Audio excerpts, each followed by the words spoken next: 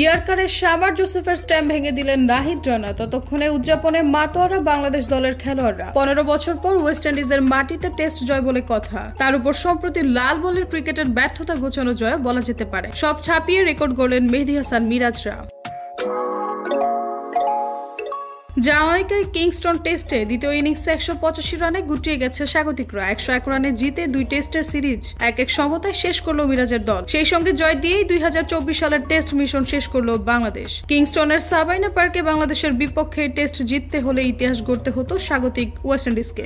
এবার ওয়েন্ডিজের লক্ষ্য ছিল 287 রানের। পাকিস্তানের মাটিতে টেস্ট সিরিজ জয়ের পর হঠাৎ ছন্দপতনে শুরু বাংলাদেশের। ভারত সফর কিংবা দেশের মাটিতে দক্ষিণ আফ্রিকা সিরিজ লজ্জার পরাজয়। এরপর তো টেস্ট ক্রিকেটের আকাশে হঠাৎ জমকালো মেঘ জমতে শুরু করে। এবার সেটার আড়ালে রক্তিম সূর্যের উকি। চ্যালেঞ্জ ছাপিয়ে টেস্ট জেতা, সেটাও আবার ওয়েস্ট ইন্ডিজের মাটিতে 15 বছর পর। দেশের বাইরে এবারই প্রথম এক পঞ্জিকা বর্ষের সবচেয়ে বেশিবার টেস্ট জেতার রেকর্ড গড়ল বাংলাদেশ। আগের রেকর্ডও ছিল 15 বছর আগে সাকিব আল হাসানের নেতৃত্বে ওয়েস্ট ইন্ডিজের মাটিতে জেতা 2 টেস্ট। নিউজ ডেস্ক, ভোরের পাতা।